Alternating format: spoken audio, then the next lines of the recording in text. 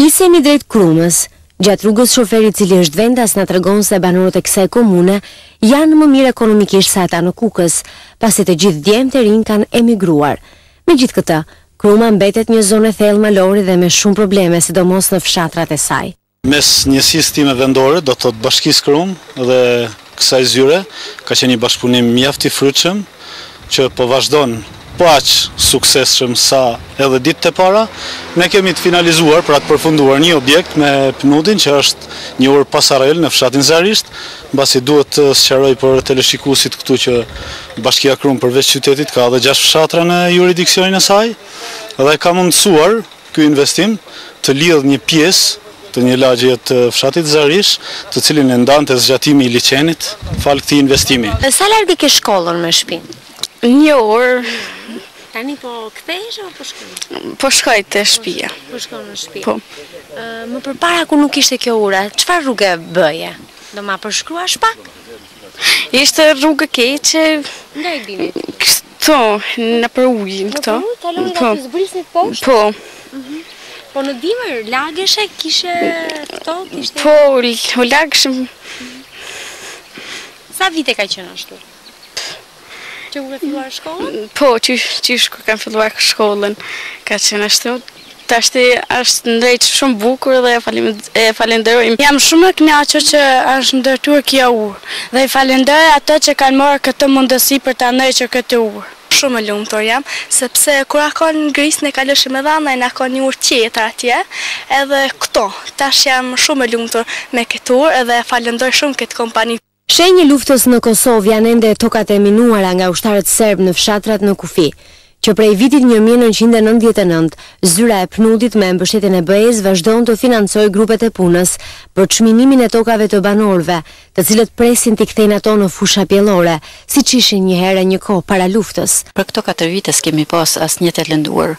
Në vitin e parë kur kam filluar, kem pas një aksident në klasë në Kukës, atë ditë s'kam qelluar aty. Kam qenë me një leje dhe s'kem pas asnjë aksident. Të dhënat tregojnë se deri tani janë shënuar 272 viktima, ndër të cilët 34 persona kanë humbur jetën dhe 238 të tjerë janë invalid. Shoqata e viktimave të minave dhe armëve funksionon që prej vitit 1999. Shoqata viktimat e minave dhe armëve lindi pikërisht si domosdoshmëri për të mbështetur këtë grup të dëmtuar nga minat dhe sot shoqata ofron shërbime të plota ndaj viktimave të minave të armëve, siç janë reintegrim ekonomik, reintegrim social, mbështetje psikosociale.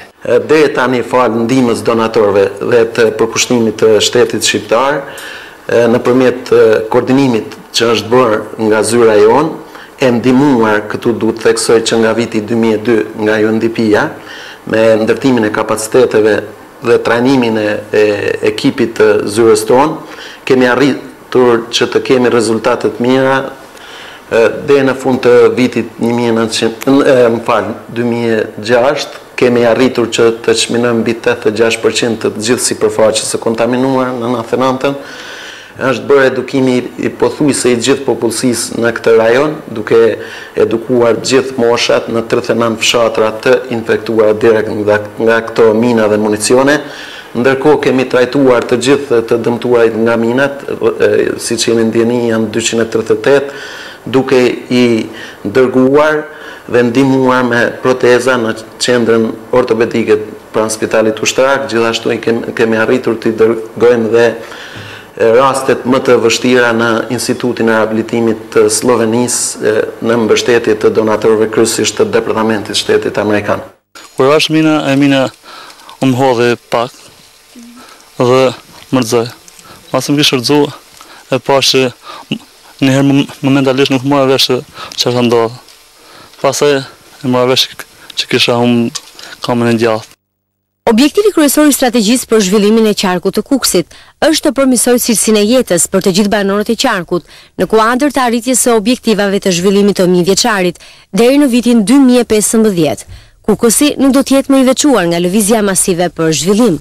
Përfshirja e të gjitha komuniteteve atje, shoqërisë civile, institucioneve qeverisëse, biznesit privat, përpjekjet e të rinjve, shkollimit të vegjëlve, janë një garanci për të ardhmen e këtij qarku, Sfidat janë të mëdha, por duket se kuksianët janë të vendosur për të qenë pjesë dinamike e zhvillimit.